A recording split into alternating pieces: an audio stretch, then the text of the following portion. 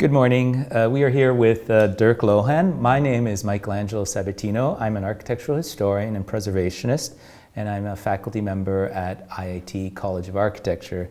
I've known Dirk now for at least 7 years, and I do nothing but learn from him each time.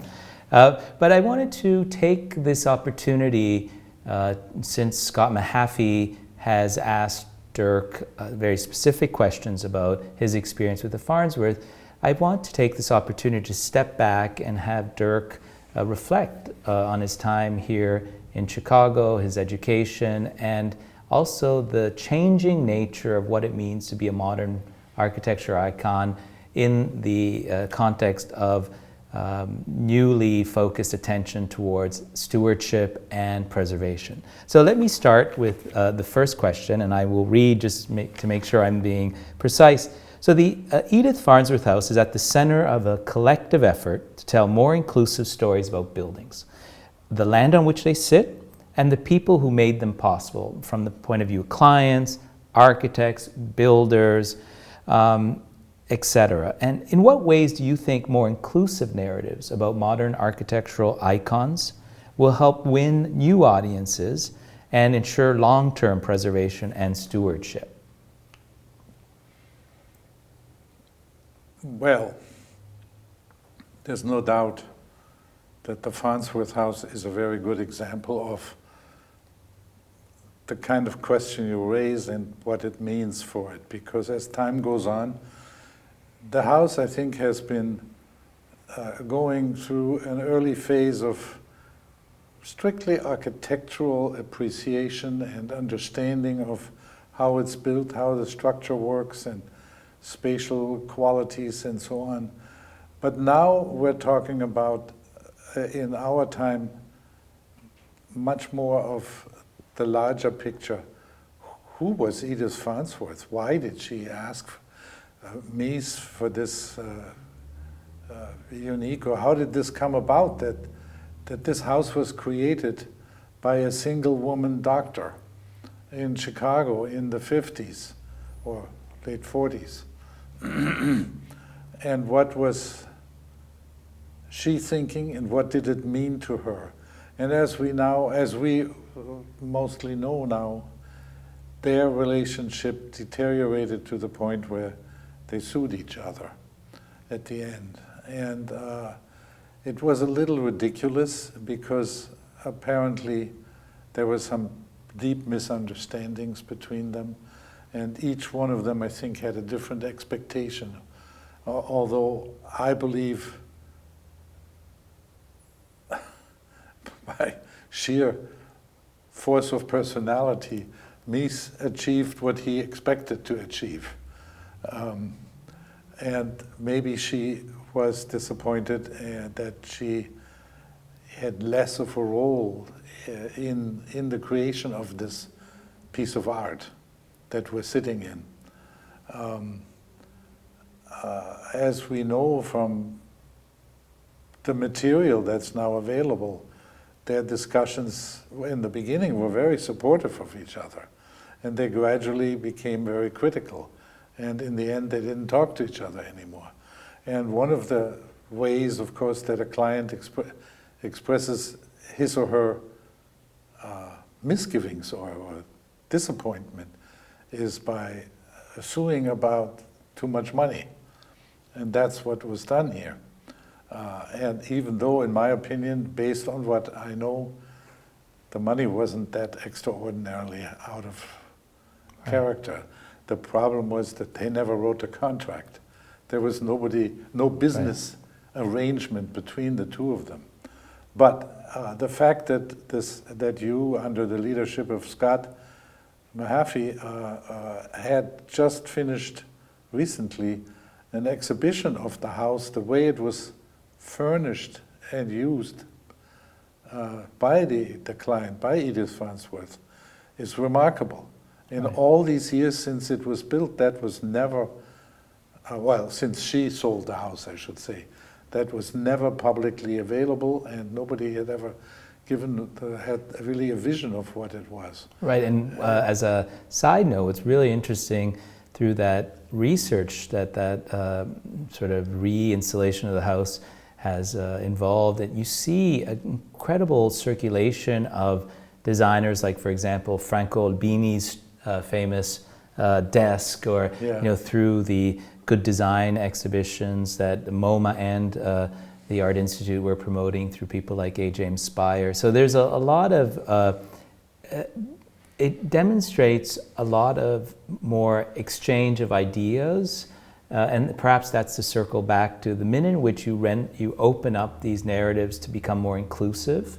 You bring in a lot more ideas and you see how they compete. Now, I have a question that just come to me, so it's not scripted, but it's perfect for you. You've been living in Chicago for the last 70 years. Is that right? So now you have, I know that you're a curious architect, and I'm sure you've seen many Frank Lloyd Wright houses. You've seen the Roby, and you also know that Mies had great admiration for Wright. So what do you think? Clearly Mies was not building, at least not in America. In Germany, he built plenty of pitched roof houses, but in his early career. Right. But so what do you think intrigued him about Frank Lloyd Wright?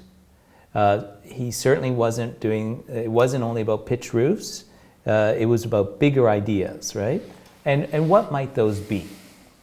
Well, Frank Lloyd Wright is an interesting story in relationship to German architecture, because the very first major publication of his work actually occurred in Berlin, the Wasmut papers. When Frank Lloyd Wright, after some problems here in Oak Park, left the country and went to Berlin and arranged the publication of his work. And it became quite well known in Germany. And Mies was one of these people who saw this portfolio of his work. Right. And there is no doubt, if you look at it with German eyes, it is revolutionarily different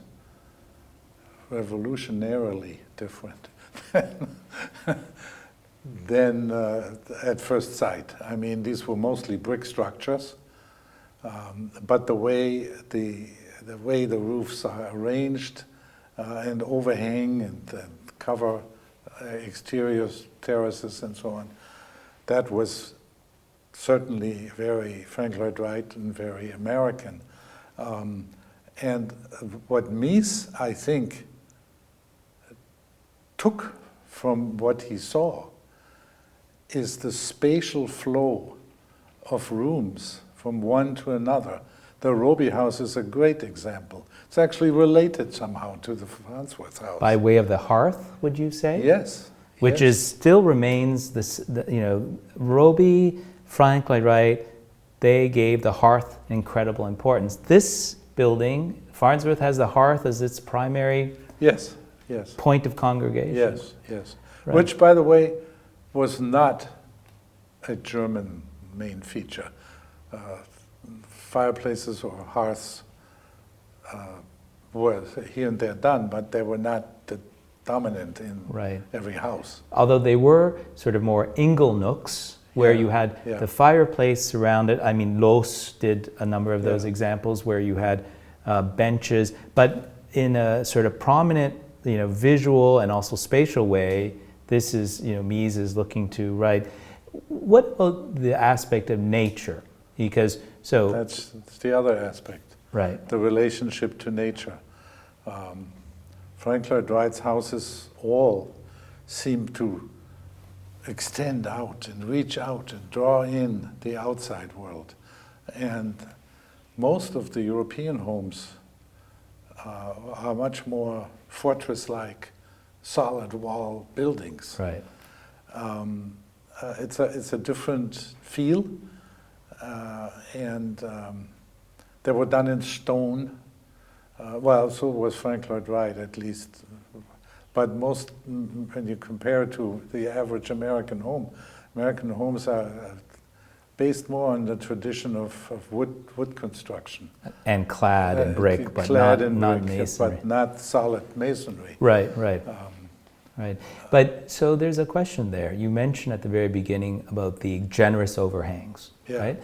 So with, I think, one exception of the Bacardi, building in reinforced concrete, Mies tended to keep the roof and no overhangs, right? So much so that might have caused issues of climate control and stuff like that. So perhaps that is a difference, right? Sort of, extended the roofs beyond the perimeters, whereas Mies tend to keep them tight. But the visual engagement with the surroundings was always very strong, as was for Wright. Correct? Mm-hmm. Would you say agree with that? Okay. And so I know that. But if I may interrupt this here, Frank Lloyd Wright, let's say in the Chicago area, the latitude of Chicago is the latitude somewhere between Rome and Naples in Europe. Right.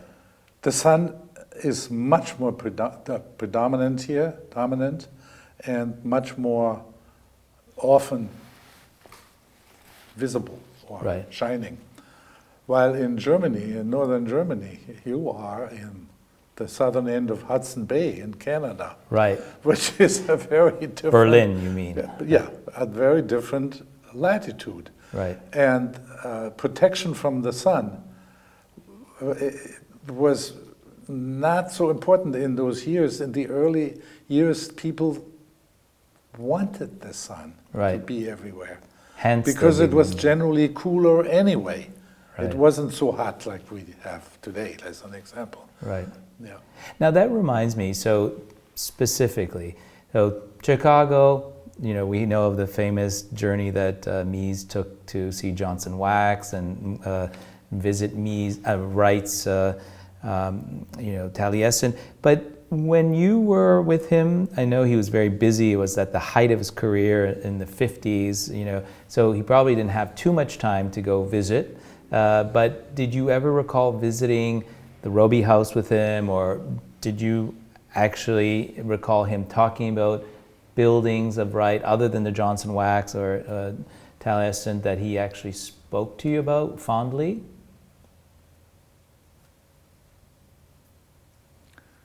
That's an important question, but I cannot immediately recall. And I had a discussion with him about a Frank Lloyd Wright house. But I do know, and he said that to me, that Frank Lloyd Wright was a great, significant architect of great creative powers. Right. And after me spent so many decades here, do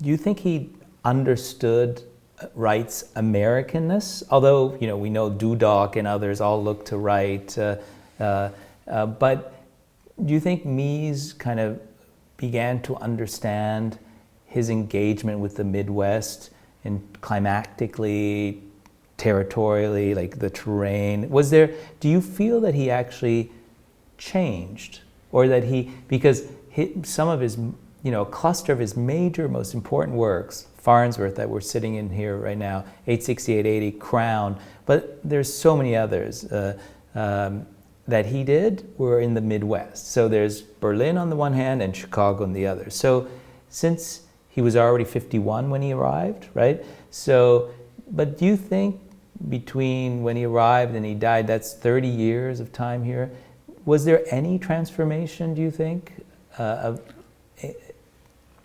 psychological, whatever? To answer that, first, I'd like to say that he lived in Berlin the same number of years that he lived in Chicago. Exactly. And the amount of work he did in Berlin is almost negligible, meaning in Berlin, I'm talking in the city. Right. He had almost no real impact in Berlin with his early work. There were these villas in a more traditional style as a young architect, and then after World War I, he became a modernist. And he did the Friedrichstrasse, the high-rise concepts were not realized. Several other bigger buildings were not realized. He built in Barcelona, he built in Tugendhat in Czechoslovakia, but not in Berlin. Right. In Chicago, it's the opposite. He built one building after another, Right. rather quickly. And in my opinion, when I compare the oeuvre up to his departure from Germany and his beginning in Chicago, there is a noticeable difference. The complete reliance on in all those buildings we just mentioned, that you just mentioned, steel and glass. Right. He concentrated on technological architecture as he had convinced himself that the use of modern technology or advanced technology in those years was the essence of the time, the period he lived in. Right. While his older buildings in Berlin or so, they were from another time, 19th century. Right. So, So here's a question. Mises' impact was, we could say, global, right? yeah, But Chicago gave him an opportunity to return again and again to build here, which is really interesting because when you see contemporary architects today that have firms like offices all over the world, right? And they don't seem to concentrate anywhere too long other than maybe one building. Whereas Mies had this amazing, opportunity to experiment with Commonwealth. What is the Caldwell Park? What's that in his first building in reinforced concrete? The towers. Oh, in Hyde Park. Right. Promontory. Promontory. I'm sorry, I was thinking. So Promontory all the way through to the IIT campus. And so my question is, did his deep understanding of how you build in America, and specifically in Chicago, help him achieve this sort of the heights of architecture that he did? Because, despite the fact that his buildings were copied by many others around the world, but he had this repeated, intense relationship with this city. Did that have any impact, do you think, on his creative process? Oh, I'm sure. I'm sure it did. And did you ever go, or he go to Gary, Indiana to get that steel? Or look at it? Because, it was around the corner. Well, he was a little bit on the old side when I really began to play a role in his life or in his office. So he didn't do much. I took some trips, major trips to meetings. For instance, I was part of his trip when the Kennedy family was selecting an architect for the Kennedy Library. He was one of the contenders, and so was Louis Kahn. Right. And I know there was a cab ride from Boston out to the, where they had the summer house? The Cape, on the Cape? Yeah, on the Cape. It was a ride for an hour or two. Lou Kahn and Mies were in the car and me, and they had a discussion, which was very interesting. Anyway, what did I want to say? About trips. But I really believe, and there's another aspect to Mies that most people don't think so much about. He was a philosopher in his own way. He read very serious books. And that began in his life because the first client he ever had was Alois Riel, a professor of philosophy in Berlin. And he gave him some books and told him he should read this and that. Right. And he paid for a trip for Mies to take to Italy to see Florence and Rome.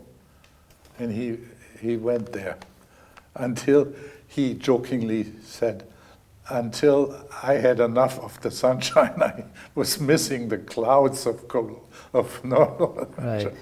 And as a side note, I don't know if you agree with me, but in the real house, the loggia is exactly asymmetrical onto the side. I wonder if this Farnsworth is a sort of subconscious way of him getting back to Germany. But so you think when he was designing this? Well, what's asymmetrical? What do you mean here? Well, so this terrace here, you know how the real house is there's a central axis and then the terrace loggia. It's a covered loggia, right? It just looks on to the valley or the garden. Yeah. So that's a kind of you could have placed this loggia on the top, but it was placed right at, sort of pushed to the side of it. I mean, maybe that's a silly thing, but so one last thing about, and then we'll go back to some other questions specific. But when he was German born, he came at 51 years old. But by the time he designed this house, right, he had been here for 10 years, more or less.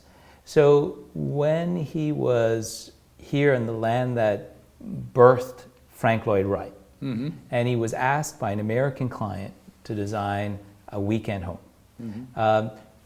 What do you think the thinking was? Like, was he trying to experiment architectural ideas, thinking about context?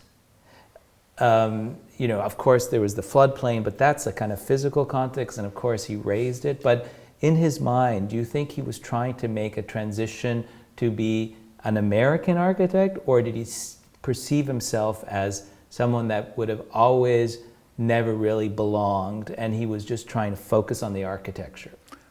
Well, I think it was more the latter. I don't think you could say he was a typical German architect, no. He was not a typical American architect either.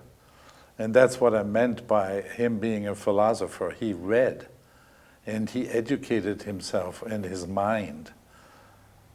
And he asked himself always the question, what is important in life? What's the significance of the 20th century? And he developed certain answers by himself, through the books, through the philosophers he read. And I have a whole list of these books because I took them all after his death. And those are, in my opinion, what guided him and his thinking in a certain way. And then, of course, think about it. He was trained and he worked as an apprentice, as a younger man. Bricklaying, stucco, ceiling designs. After, when we talked and the beginning of his life, he would crack out in deep laughter. I can still today, with my left hand behind my back, draw a Louis XIV ceiling pattern. That's what he learned. In other words, he didn't learn this. He made this up. He developed this in his own head. Right. Really, the detailing of these things and how they should go together. Right. Yeah. That's a powerful point. And one other detail that is a little bit critical, but understandable by the time in which it was experienced. Germany, through the war, people don't really ever understand Germany had no energy sources other than coal. There's no oil anywhere there, or gas. This even plays a role now because Russia is building a gas pipeline into Germany that the Americans don't like. But where else can they get energy? Right. So all I'm saying is we learned as kids how to protect the houses and rooms from the cold without heating by hanging wool blankets over the windows inside or having double or triple glazed windows in the wartime already built. 3 glasses. Energy conservation was already, I was born with it. Right. And when I went to university in Munich as an architect, you would have flunked your course if you drew a house with a single sheet of glass as a window. The professor would say, what are you doing? This can't be done. So I come to Chicago, and in the Mies office, everything was still a single glass of window. And I said to Mies one day, tell me one thing. I told him what I had experienced in Munich, in school. Why are you still doing single glass windows? The energy flows out and heats up the house, and he said, don't forget, you're in America now. Energy is cheap. We just heat a little more. That was his answer in the late 50s, let's say. Right. And the attitude that almost everybody had at that time, right. Until this consciousness of energy conservation was embedded in our right. brains. Absolutely. And all I'm saying is, it's you can say this is a bad negative criticism, but the point is energy was cheap in America. Right.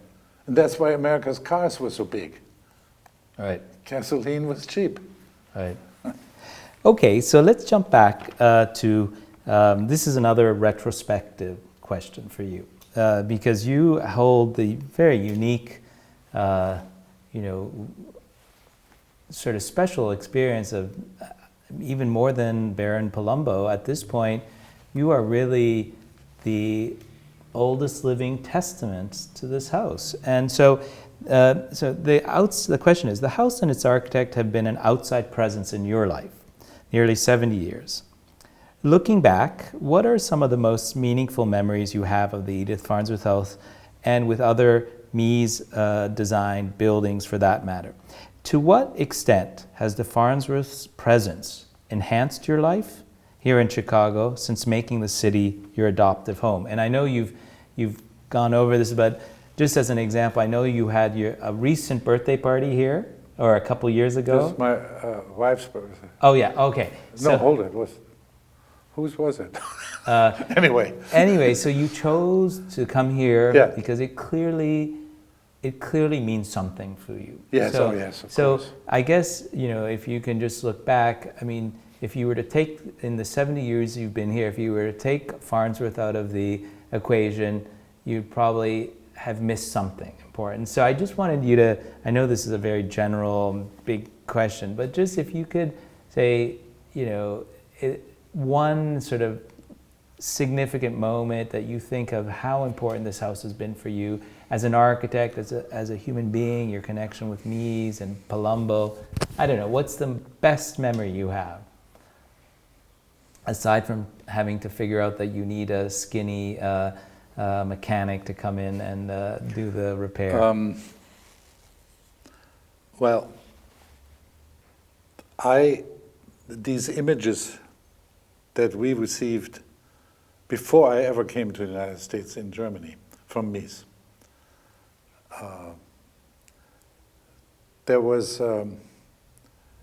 this house, and these pictures by Hedrick Blessing were widely published. They were in the books, Philip Johnson's books and so on. And the pictures of 860 and 880, there was an image of a room inside to the window, and you could see 20 floors below Lakeshore Drive and the edge of the lake.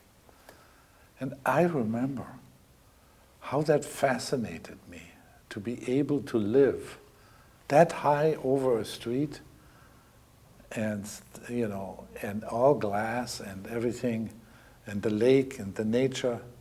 I live now there because my subconscious dictated that to me, but I can tell you that my wife and I are totally in love with the views and the relationship to the outside through the glass.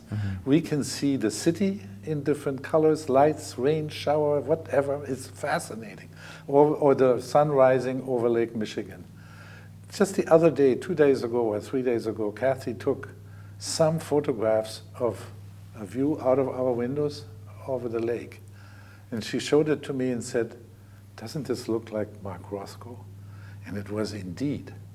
It was fuzzy, it was not sharp focused, layers of dark clouds and the bright line, and then the lake down below in a greenish color.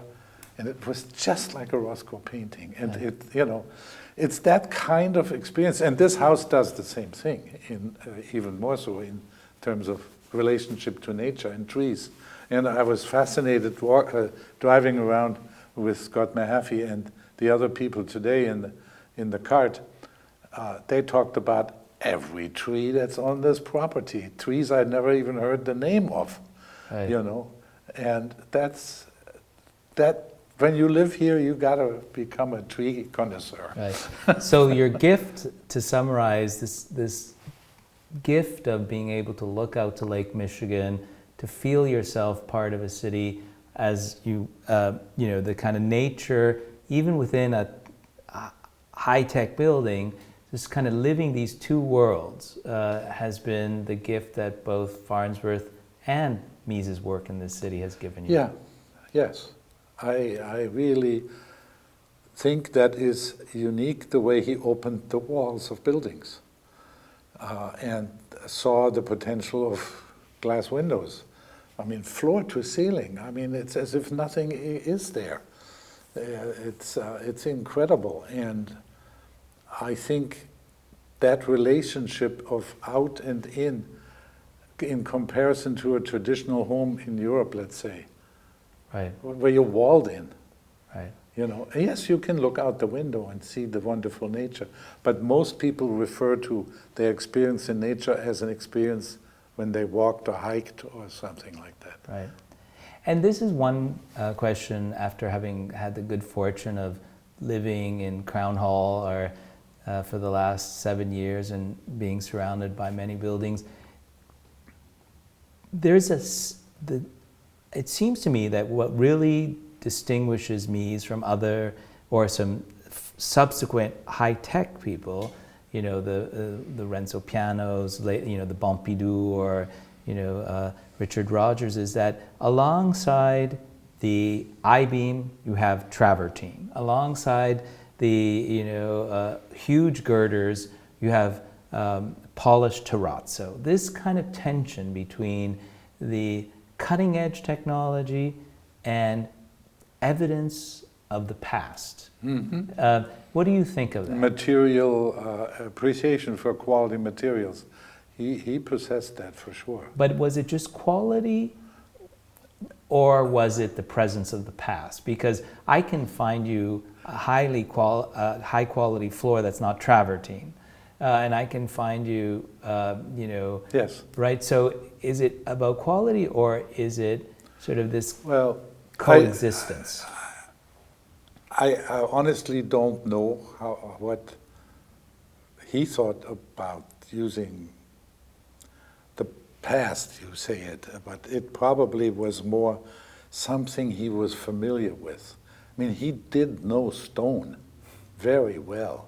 Right. I remember when, in the 60s, when I was traveling regularly to Berlin to build the new National Gallery, which, by the way, next month is being opened, and I'm going there. And there are two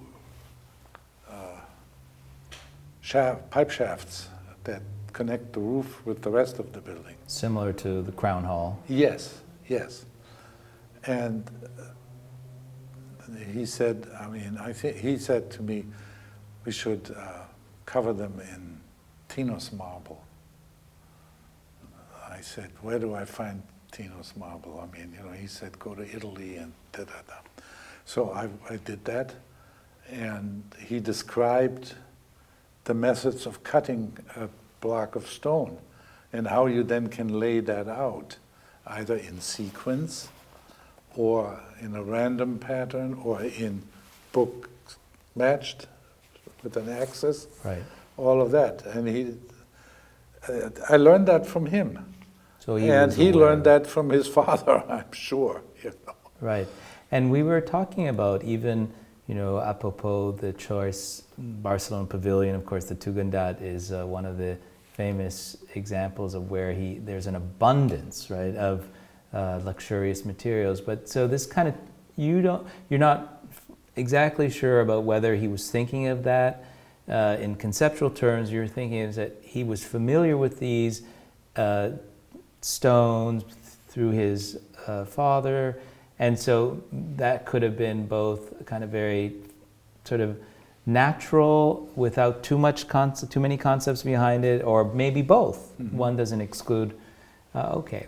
Well, let me. One little anecdote comes to my mind that he told me when he was already in Berlin as a very young architect, working for Bruno Paul, let's say, or Walter Behrens, or whoever.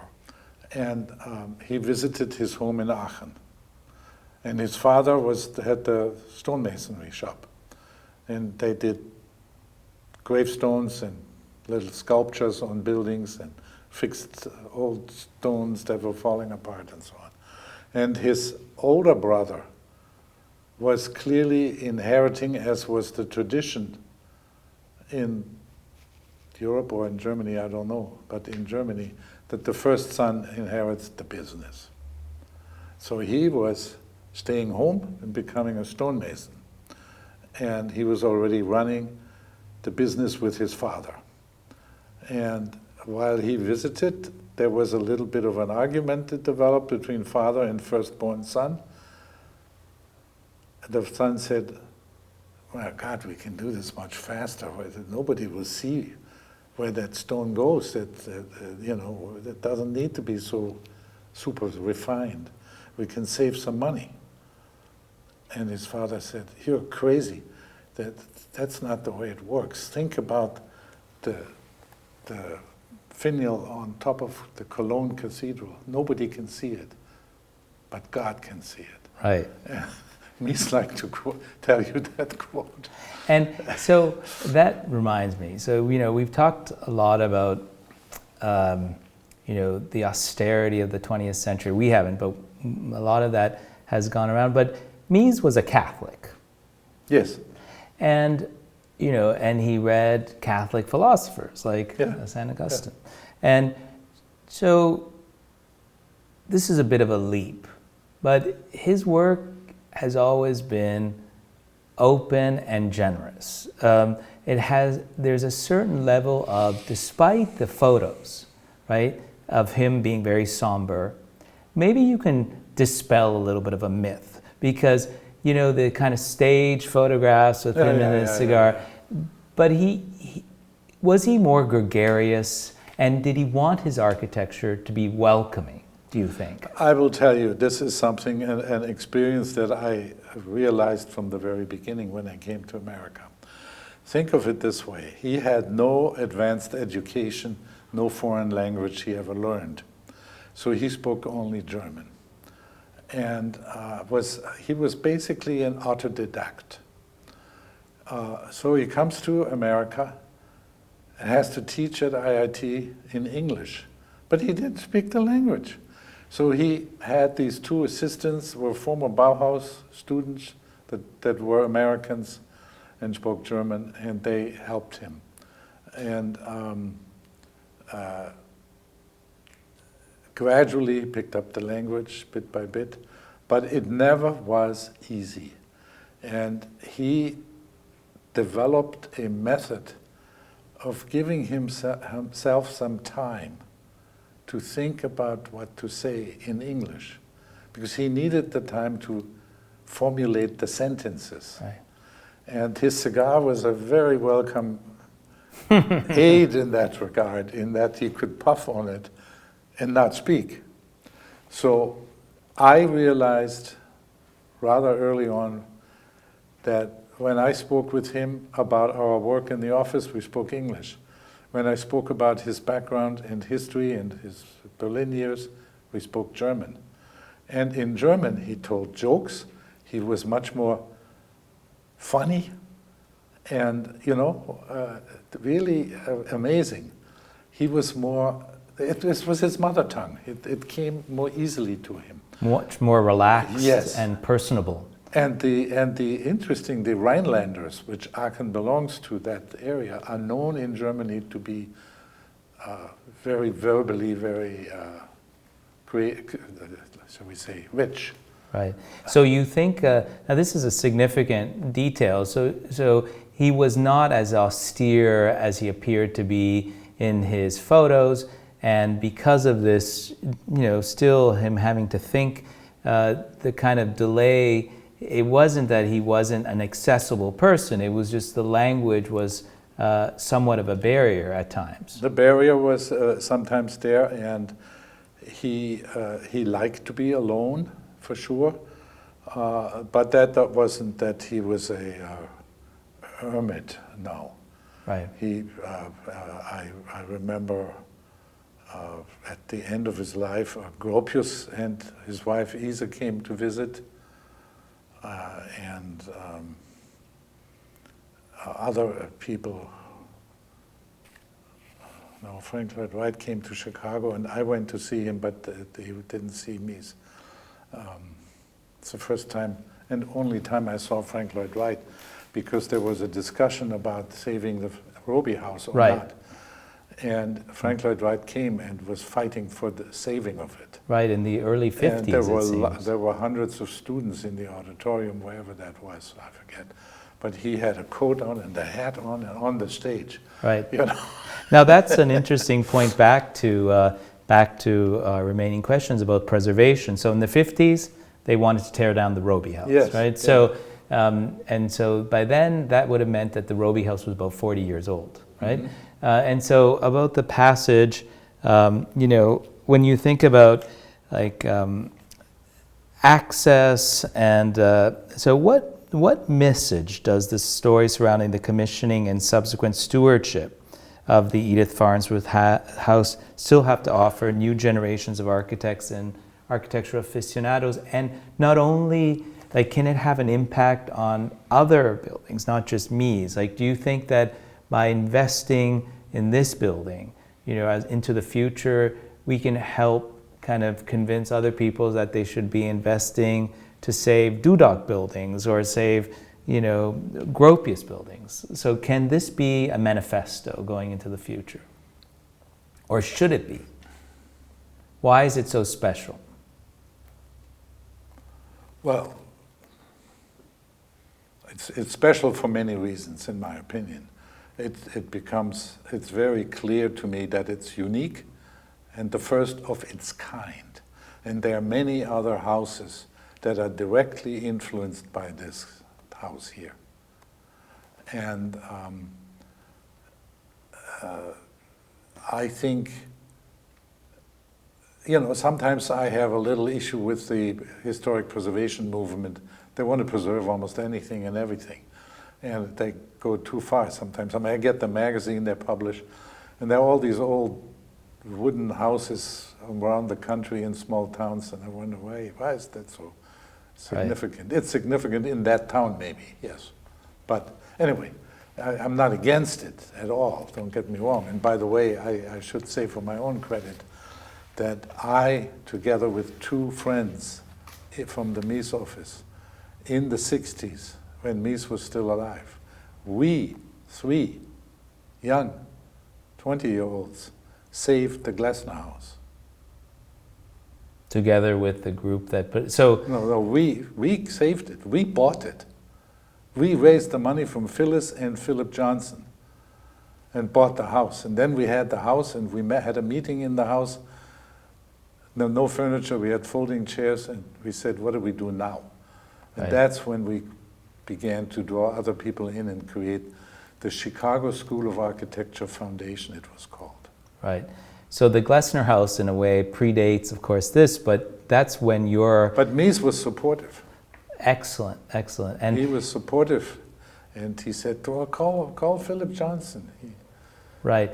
And so have you learned that from that experience, now that you're facing your involvement here, as you want this house to continue to be available to the generations to come. Do you think sometimes of your experience with Glessner? Sure. Sure. And I know how difficult it is to raise money. I mean, we had tremendous problems in the beginning. Harry Rees got involved, Ben Rees got involved, and there was a woman, I forget her name now, she's an elderly woman. Dupre, perhaps? Yeah, Marion Dupre was also one of them. But we gradually, bit by bit, got it together, and then more and more people and more bigger people got involved. And I hope this can happen with this house too as we move forward. Scott, this is speaking now to you, sort of, that there's growth in the potential to right. raise the money that is needed. You know? Right. So and the problem or the difficulty is that this is not in the city.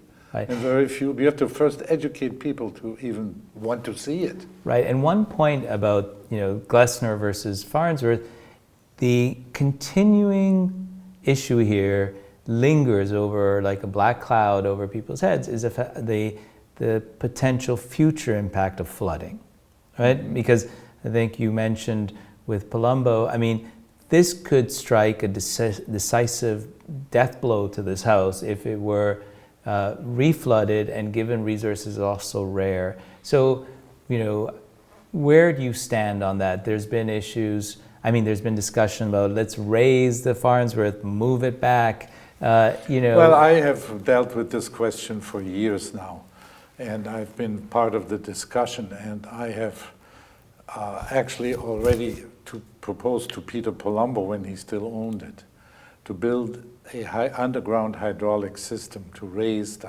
have it automatically, just like you have in boats. I'm a boater. I know when you have water coming into your bilge or into your bottom, there are pumps that automatically sense it, and then the ejection pumps start working to make sure you don't sink. And you can do this here too. They trigger. The water would trigger the hydraulics, and they gradually, slowly raise the whole house in its location out of the ground.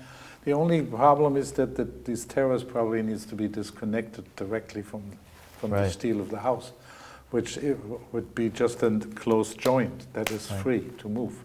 So you go on record saying that in all your experience, you think the best thing to do was to introduce, and forever make this not an issue for the long term. That's what I would like to do. I also have given a lot of thought to moving it to higher ground.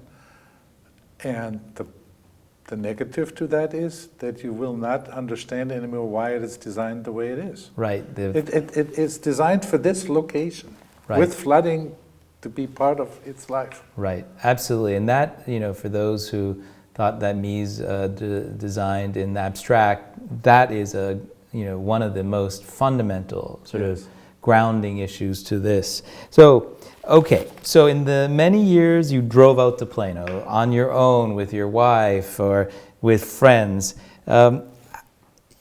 what changes have you observed in the surrounding sort of landscape, both in terms of the highways or the suburbs? I don't know. Tell us from a 70-year perspective, what has been good and what has been bad, do you think? Well, this is a problem that I think this area and coming out here is a great demonstration of what urban sprawl is. It continues to grow, and because it's growing, more highways and more roads have to be built, and the landscape gets supplied or with buildings rather than with natural settings that they originally were there. I mean, I know driving from Plainfield to what's the town on the river here? Yorkville. Yorkville. Used to be driving right through open farmland. It was a pleasure. You could see how high the corn is, and and so on. And now it's almost one continuous suburb There are new houses and new shopping centers. The problem there is that this is where I'm a European. I think any town or even village should have boundaries of where you can build, residences and so on, and not just move into the farm field, right. buy a farm and make this your home site. It's an American phenomenon that doesn't exist in Europe. If you fly over a European landscape, you see very highly defined lines where the town ends and where the farmland begins. Right. And of course, over time, they sometimes adjust that a little bit, but it's always, you have to stay within the urban right. context. And in a way, this house, when it was first built, there was a stark contrast, one might say, between the kind of very urban sophistication of its architecture and the kind of rural context in which it was. And that sort of almost, has yes. been lost in a way. Yeah. Okay, sir, let me see. We're almost at the end of this conversation, but the one thing that I think we maybe should end that with is especially thinking about the future and how we're handing over this house to future generations. So with its sale by Palumbo to National Trust, thankfully this place has now opened to whoever wants to come visit, COVID withstanding. And so photography used to play a very key role in access to this house. Most people could not get out here. They didn't drive and didn't photograph. You were saying that you, as a teenager, you kind of risked Edith Farnsworth's gaze with the binoculars. But so photography and access to the site has really opened up this house to the world, right? If you Google the Farnsworth house, Edith Farnsworth house, you see hundreds of images. Yeah. So, as Benjamin said, the aura has been lost through photography. Has the aura of this place been lost with excess access, or has it been enhanced by handing it over to a wide variety of both architects, students, aficionados? How might we end this interview on a positive note, but also taking into account what might be also the risks of overexposure? I would not feel that way. I mean, the house has received a lot of interest and exposure, yes. But when you look just today, I looked at the shop here on all the books on the house, or they're not all the books, but there are many books. It's just phenomenal who has photographed this house and who has published it. Right. And then there's Arena, our friend, making a whole new life out of it, right. And putting exhibits together in Berlin about these things here. It's very interesting, but I don't think that I wouldn't be worried about overexposure. If the people can't take it anymore, they don't look at it. That's the way everything goes. If you don't like something, you don't seek it out anymore. But I am always fascinated coming here because I see new things today that right through the grounds here have opened my eyes to the potential of the landscape that I didn't quite know. Absolutely, and I feel the same way each time but that is the case. I teach on a campus with 25 buildings by Mies. Every time I go back to the campus, I'm being taught something new. So maybe that will be a good way to end our interview, thinking about future generations. And so hopefully they will be drawn in. Well, I have to say, maybe as a final conclusion, that I am very pleased and committed to see this house being preserved for all time, whatever that means. I could not agree with you more. Yeah. Thank you, Dirk. Thank you.